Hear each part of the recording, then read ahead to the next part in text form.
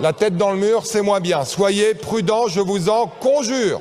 Mais moi, je voudrais répondre au ministre parce qu'il a utilisé un argument qui me gêne, c'est ce qui est en gros celui de la peur des représailles.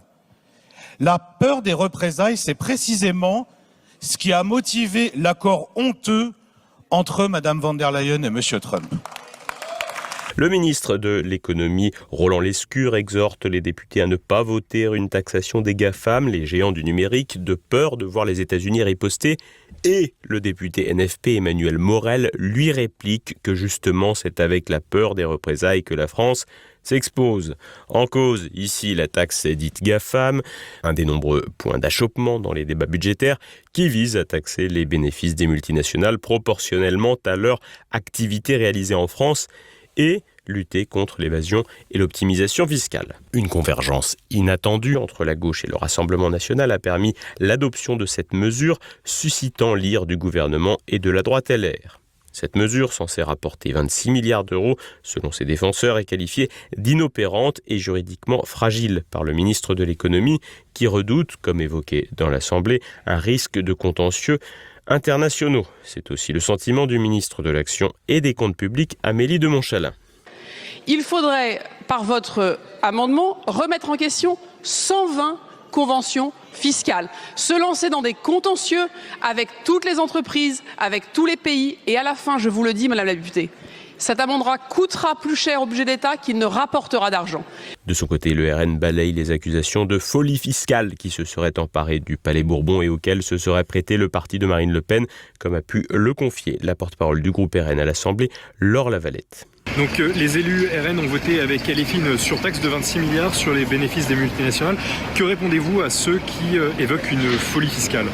Non, la folie fiscale, c'est de ne pas faire payer et de laisser une optimisation fiscale à ces entreprises américaines, par exemple comme McKinsey ou McDonald's, qui viennent en France, qui se servent de nos routes, de nos fonctionnaires, mais qui ne paient pas d'impôts ici. Donc non, la folie fiscale, elle n'est pas là. Elle est dans le fait d'aller chercher 19 milliards supplémentaires d'impôts sur les Français et 28 milliards de dépenses supplémentaires dans le train de vie de l'État, ce qui évidemment est complètement inimaginable. Mais encore une fois, on assiste quand même à une grande mascarade. Vous savez qu'avec 3500 amendements, je ne suis pas sûre que ce budget soit voté. Un budget qui pourrait bien ne pas être voté et un risque donc de le voir passer par ordonnance. Le RN a également fait adopter un amendement alourdissant la taxation des rachats d'actions, tandis que LFI a obtenu une taxe exceptionnelle sur les superdividendes. Ces votes, souvent serrés, témoignent d'une dynamique parlementaire imprévisible dans un contexte politique très particulier, puisque seuls LFI et le RN se disent prêts à se présenter devant les urnes, tandis que le bloc centriste, LR et les socialistes sont très inquiets d'une possible dissolution qui risquerait de les affaiblir encore un peu plus. Laure Lavalette appelle d'ailleurs à un retour aux urnes et s'indigne de l'apparition de nouvelles taxes pour les contribuables. On évoque 6 milliards de taxes supplémentaires depuis 48 heures, en plus des 15 proposés par le gouvernement.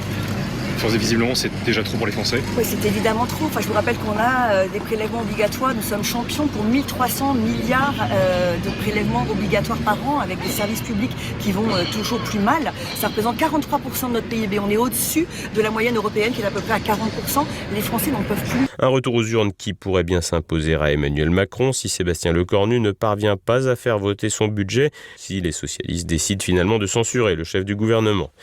La navette parlementaire, avec le passage des mesures votées à l'Assemblée, devrait profiter à un détricotage des amendements polémiques devant le Sénat.